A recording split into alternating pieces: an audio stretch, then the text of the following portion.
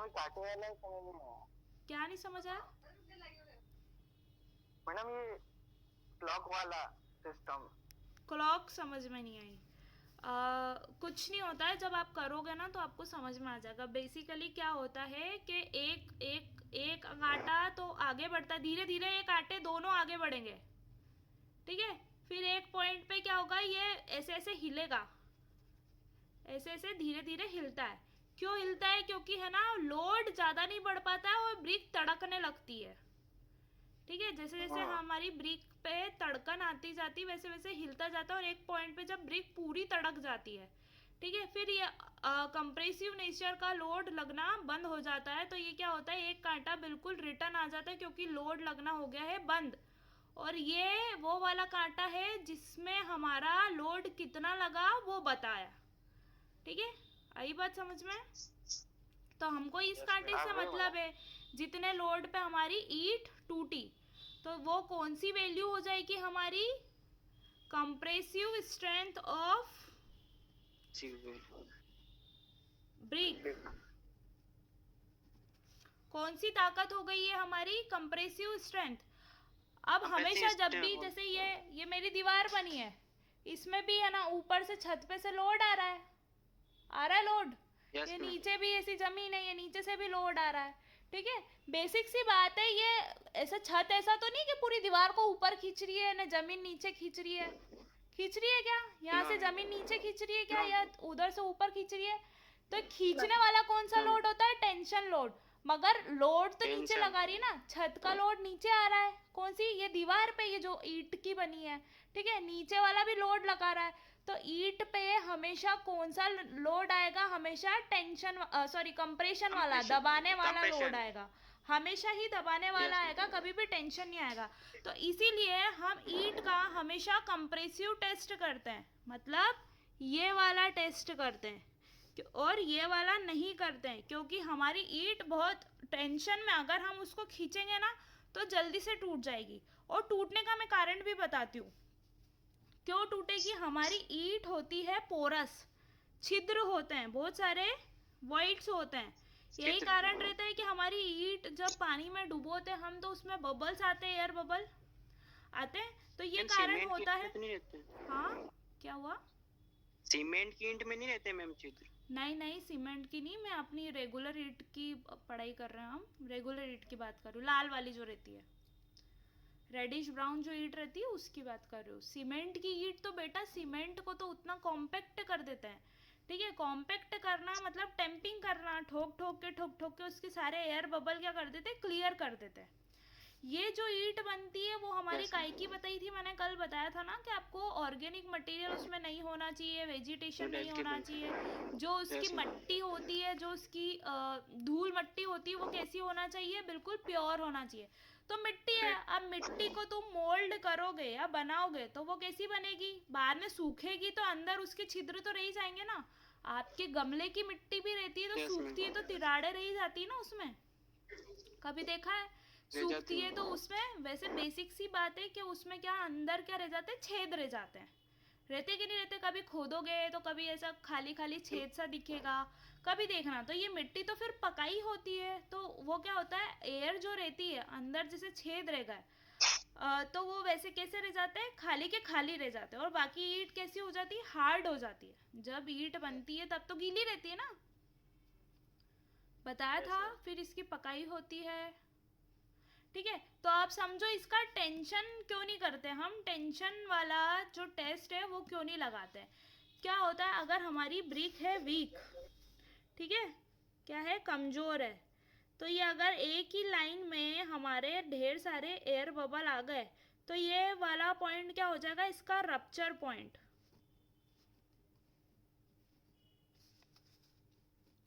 Rupture point, ठीक है, मतलब ये वाले पॉइंट से ये तड़क के दूर हो जाएगी, मतलब दो हिस्से में टूट जाएगी।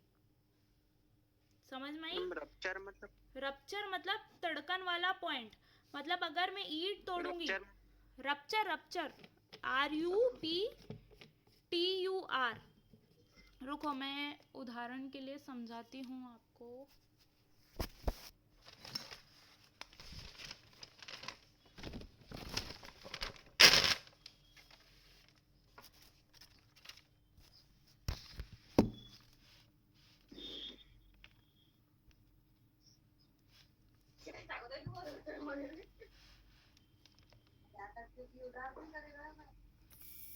देखो ये मेरा पेज है, ठीक है।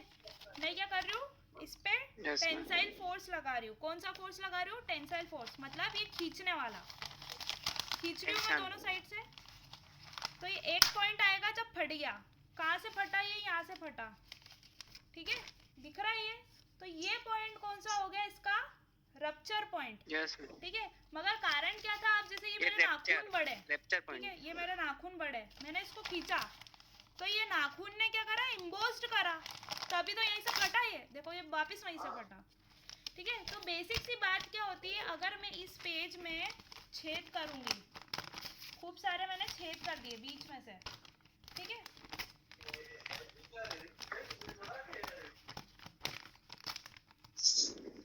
दिख रहे छेद में कर रही हूँ जो। अब मैं इसको खींच रही हूँ, ठीक है। दिख रहे छेद? दिख रहे हैं कि नहीं, पहले ये बताओ। पेपर में छेद दिख रहे हैं। अब मैंने इसको खींचा तो ये जहां जहां मैंने छेद करे थे वहां से क्या हुआ? फट गया। दिख रहा है सबको? हाँ मैम। आवाज आ रही है?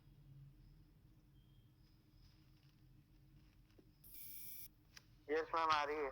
क्या हुआ था, मैंने ना छेद करे थे, ये बहुत सारी जगह पे दिख रहे होंगे आपको।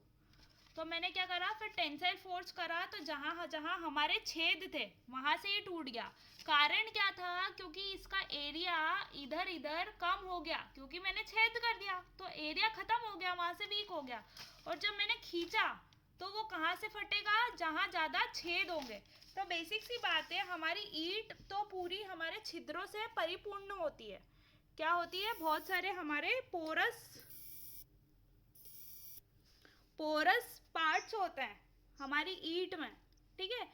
तो बेसिक सी बात है, अगर हमारी ईंट जो है वो पोरस नेचर की होती है, सब जगह कहीं ना कहीं हमारा पोरोसिटी आती है, इस कारण से इसमें कभी भी हम टेंसाइल फोर्स, जैसा फोर्स अभी मैंने कागज फाड़ने में लगाया दोनों साइड से खींचने वाला फोर्स, इस पे कभी नहीं आता है।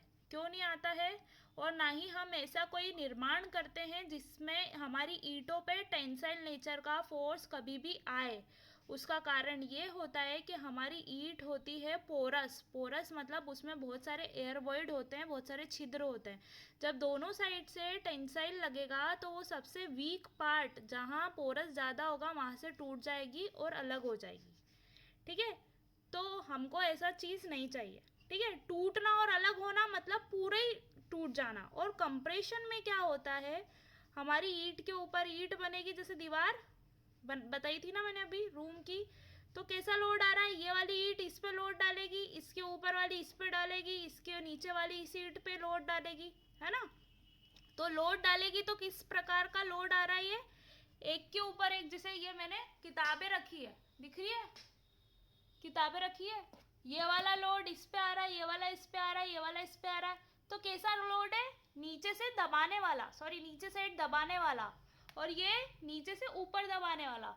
तो कौन सा लोड है ये? हमारा कॉम्प्रेसिव नेचर का। देखो समझ में आ रहा है कि नहीं आ रहा है? समझ में आ रहा है सबको?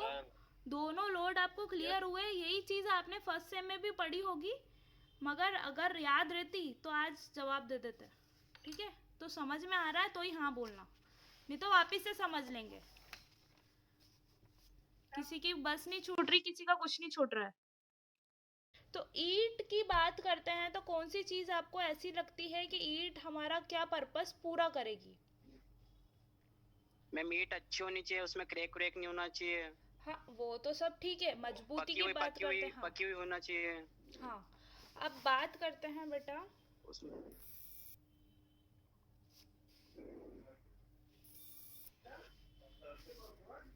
ठीक है लैब टेस्ट की।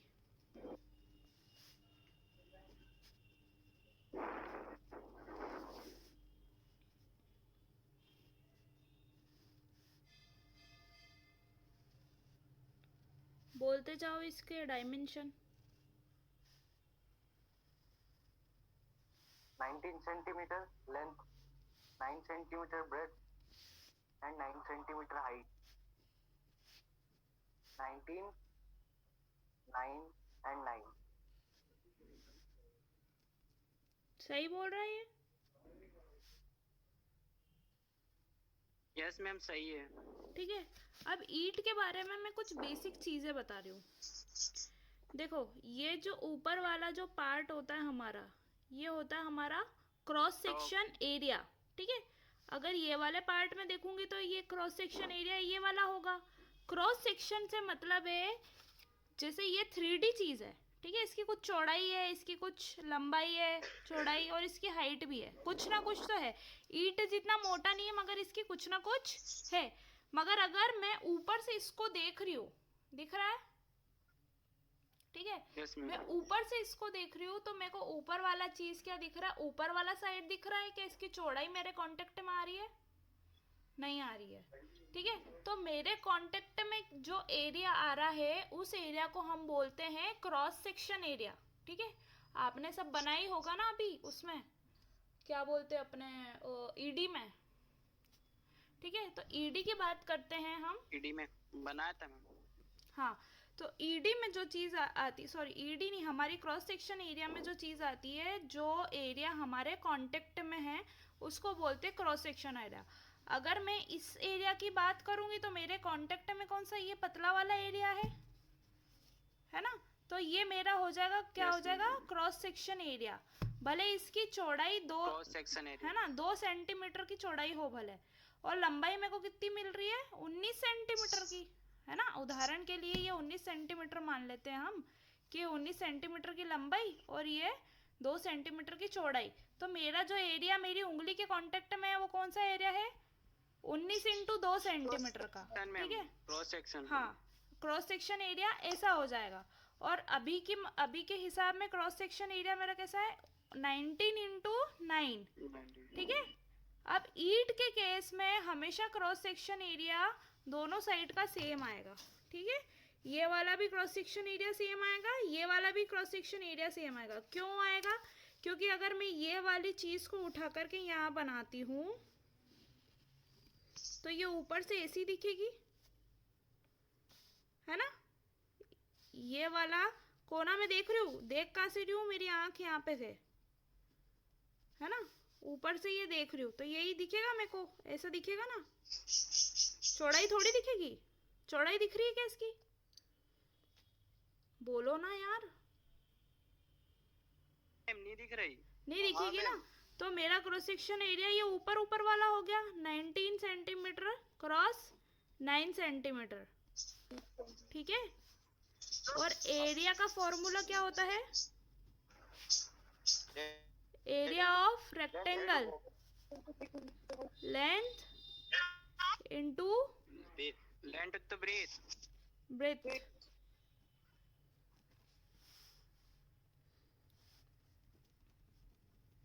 लेंथ क्या है? 19। विड्थ क्या है? 9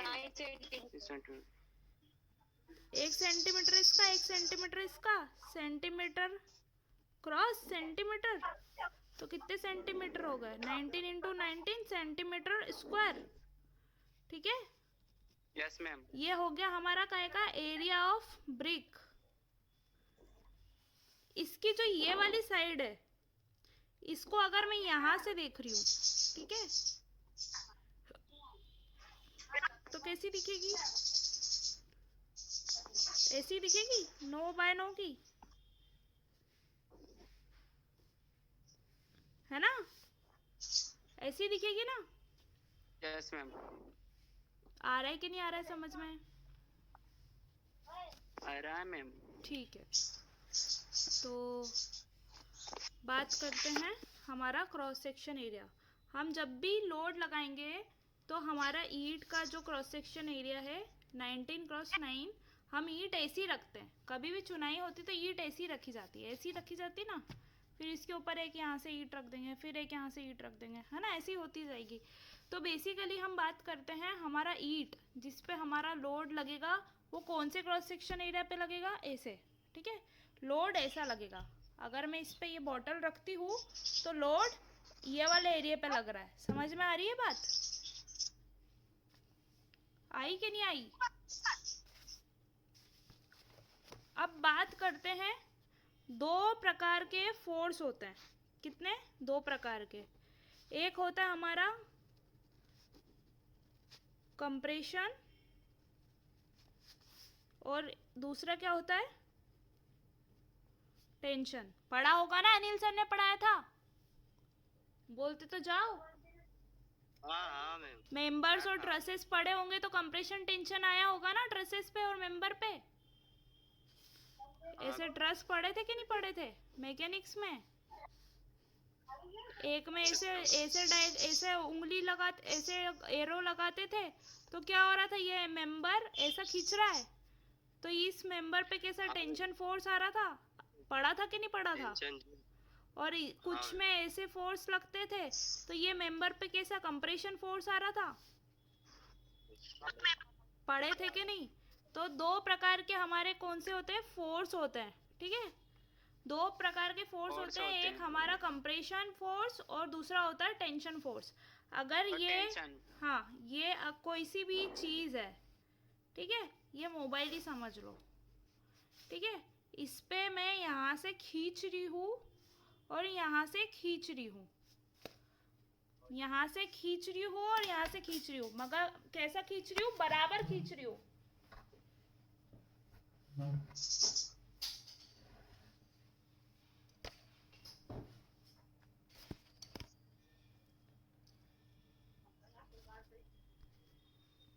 कैसा खींच रही हूँ? बराबर मात्रा में।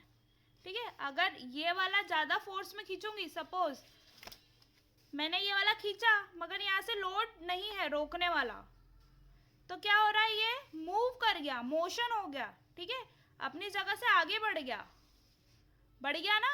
इस साइड से खींच रही हूँ और इस साइड से खींच रही हूँ तो ये अपनी जगह से आगे बढ़ गया। ठीक है, मगर अगर क्या करती हूँ मैं, दोनों साइड से खींचती हूँ।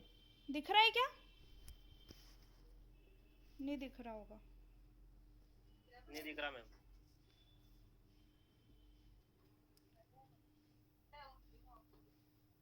रुको एक सेकंड, क्या हो गया ये? इक्वल एंड अपोजिट फोर्स अगर मैं किसी मेंबर पे लगाती हूँ या किसी भी चीज पे लगाती हूँ तो वो कौन से फोर्स हो जाते हैं? हमारे टेंशन फोर्स। समझ में आ रही है बात?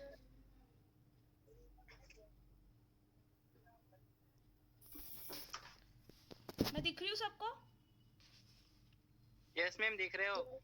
ठीक है, ये फोन है, सॉरी ब्रिक समझ लेना या कोई सा भी मेंबर समझ लेना। ठीक है, मैं इसको दोनों साइड से खींच रही हूँ तो क्या ये अपनी जगह से आगे बढ़ रहा है? नहीं बढ़ रहा है। अगर मैं ये इस हैंड से ज्यादा खींच रही हूँ और ये वाला कम फोर्स है तो क्या हो रहा है? ये आगे बढ़ जा रहा है। ठीक है, मगर ये वाला फोर्स ज्यादा फोर्स है हमारा। ठीक है, और ये वाला फोर्स जो है ये कम है। ठीक है, अब वही बात करती हूँ तो ये दोनों साइड से जब इक्वल एंड अपोजिट फोर्स लग रहे हैं तो ये कौन सा फोर्स हो गया हमारा? Tensile force, tension force. ठीक है, और अगर मैं दोनों साइड से इक्वल एंड अपोजिट फोर्स लगा रही हूँ, ठीक है, अगर ये वाला मेरा सीधे हाथ वाला मैं ज्यादा फोर्स लगा रही हूँ तो ये आगे बढ़ जाएगा, उल्टे हाथ वाला ज्यादा लगाऊंगी तो इधर आ जाएगा। ठीक है, मोशन हो जाएगा, मूव हो जाएगा। अपना जो मटेरियल है दोनों साइड, जिस साइड से भी ज्यादा फोर्स लगेगा वो अदर साइड में मूव हो जाएगा। मगर अगर मैं दोनों पे इक्वल फोर्स लगा रही हूँ, समझ में आ रही है बात? इक्वल फोर्स लगा रही हूँ तो ये मेंबर कैसा हो रहा है? दब रहा है। ठीक है, अगर ज्यादा लगा दूंगी तो ये चटक जाएगा और फिर क्या हो जाएगा? टूट जाएगा। यही होगा, इक्वल एंड अपोजिट फोर्स लगा रही हूँ, ये वाला भी इक्वल है, ये वाला भी इक्वल है, दोनों की दिशाएं अपोजिट है। ये वाला इस दिशा में जा रहा है, ये वाला इस दिशा में जा रहा है, तो क्या हो रहा है? हमारा इक्वल एंड अपोजिट फोर्स जब मैं लगा रही हूँ तो मेंबर में क्या हो रहा है? कंप्रेशन हो रहा है। ठीक है, तो ये होता है हमारा कंप्रेसिव फोर्स। अब बात करते हैं हम, जो ब्रिक पे हम टेस्ट लगाएंगे, ब्रिक के ऊपर कैसा लोड आता है। एक ब्रिक में ऐसी लगाऊंगी, दूसरी ब्रिक में ऐसी लगाऊंगी, तीसरी ब्रिक में ऐसी लगाऊंगी। ऐसी चिनाई होती है हमारी, ब्रिक की वॉल बनती है। फिर क्या होता है? जो लोड आता है वो ऊपर से आता है। ठीक है, नीचे तो नीचे की जमीन थोड़ी धंसेगी, ठीक है, कब? जैसे कि जब हमारी क्या होती है, लोड की मात्रा ऊपर से ज्यादा होती है, तब हमारी जमीन नीचे धंस जाती है। तो इस कारण से हम क्या बनाते हैं, नींव बनाते हैं। अब बात करते हैं हम कंप्रेसिव टेस्ट हमने क्यों लगाया, कंप्रेसिव स्ट्रेंथ हम ब्रिक की क्यों निकाल रहे हैं। कंप्रेसिव फोर्स में समझा चुकी हूँ आपको, जब इक्वल एंड अपोजिट दबाने वाले फोर्स लगते हैं वो होता है कंप्रेसिव फोर्स। अब हमने जब ईंट की चुनाई करी है, ठीक है, इक्वल एंड अपोजिट फोर्स में लगा रही हूँ, ऊपर से फोर्स आएगा तो हमारी ईंट कैसी होनी चाहिए, बलवान उतनी होनी चाहिए, उतनी उसमें ताकत होनी चाहिए। आ रही है बात समझ में? इसी कारण से हम क्या करते हैं, हमारा जो होता है कंप्रेसिव टेस्ट लगाते हैं, ताकि जब उस पे कंप्रेसिव नेचर का लोड आएगा तो वो पूरा भार सहने की क्षमता रखेगा। आई चीज समझ रखेगा। हाँ, अब बात करते हैं अपन यस मैम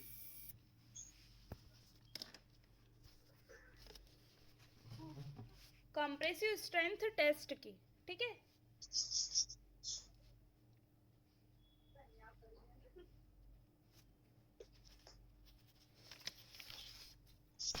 अभी तो मैंने समझाया था हिंदी में, अब पढ़ लो अंग्रेजी में, ठीक है। Basically compressive strength test, compressive strength of the brick is the load bearing capacity before it ruptures.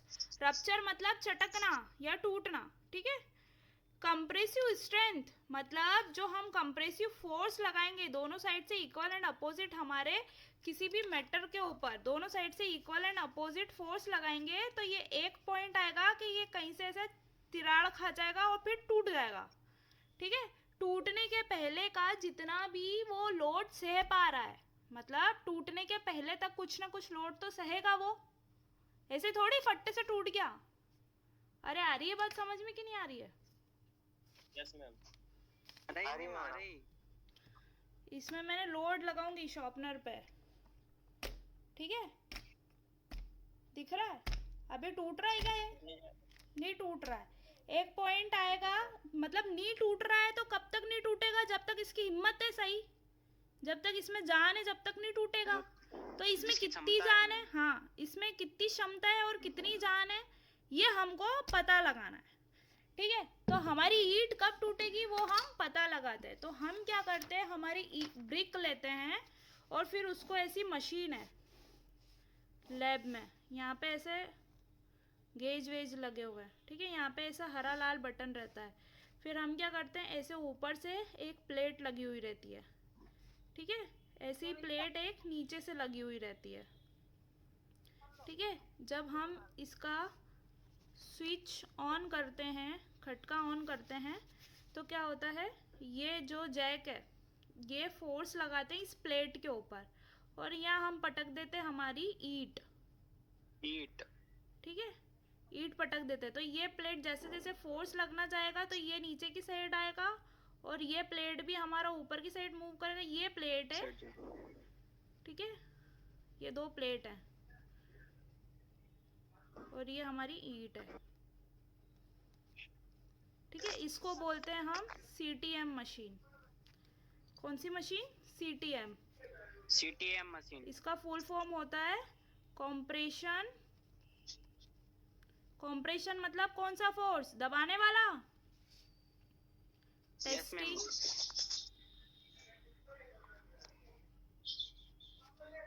Machine, ठीक है, सीटीएम कंप्रेशन टेस्टिंग मशीन। इसमें क्या होता है बेटा, जब हम स्विच ऑन करते हैं और इसका जब डायल चलना चालू होता है तो ईंट यहाँ रहती है, ठीक है, ईंट पे ऊपर से भी और नीचे से भी इक्वल फोर्स आता है। अभी इनके बीच में जगह दिख रही है ईंट और प्लेट के बीच में, मतलब ये तो रखी रहेगी इस प्लेट के ऊपर, ग्रेविटी के कारण रखी हुई रहेगी और ये वाली प्लेट धीरे धीरे नीचे आना चालू हो जाएगी। जैसे जैसे ईंट की ऊपरी सतह पे टच होगा वैसे वैसे क्या इसमें दबाव होने लगेगा। दबाव कौन सा? हमारा कंप्रेशन नेचर का, दबाने वाला, ठीक है। और ये प्लेट, नीचे वाली प्लेट अपनी जगह स्टेबल है, मगर जब ऊपर वाली प्लेट लगाएगी तो न्यूटन का तीसरा नियम क्या बोलता है? Every action there is equal and opposite reaction, ठीक है। अगर ये इस पे लोड लगाएगा, ये इस पे लोड लगाएगा, तो ये भी इस पे लोड लगाएगा, तो क्या होता है, ये दबने लगेगा, ठीक है, दबने लगेगा और एक पॉइंट आएगा और यहाँ पे क्या होता है, ये डायल गेज रहता है, इसमें ऐसे कांटे रहते हैं, घड़ी के कांटे टाइप। जैसे जैसे लोड 0 से बढ़ता जाएगा बढ़ता जाएगा बढ़ता जाएगा, तो क्या होगा कि जहाँ तक इसकी क्षमता रहेगी वहाँ तक ये 2 कांटे रहेंगे, ठीक है, एक काला रहेगा और एक सफ़ेद रहेगा। नहीं सॉरी, सफ़ेद तो इसका बेस रहेगा, जो घड़ी रहेगी, ये घड़ी को मैं बड़ा करके बता रही हूँ, इसमें 0 पे 2 कांटे रहेंगे, ठीक है, बढ़ता जाएगा बढ़ता जाएगा बढ़ता जाएगा बढ़ता जाएगा, और जहाँ पे अगर क्रैक आया तो वहाँ पे एक कांटा रुक जाएगा और एक कांटा रिटर्न आ जाएगा, ठीक है। रेड या ब्लैक वाला रुक जाता है, अगला रेड या ब्लैक जो भी बचेगा वो वापस आ जाता है, ठीक है।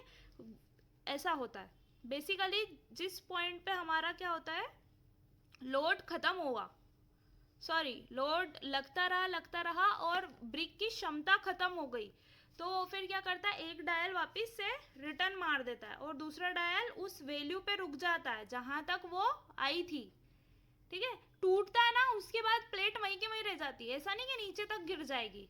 तो ये जो वापस आने वाला डायल रहता ना, कि वहीं के वहीं प्लेट रुक जाती है, ठीक है। और ये अगला डायल रहता है, ये बताता है कि उस पर लोड लगा कितना जब ये ब्रिक टूटी। समझ में आई बात? यस मैम आई।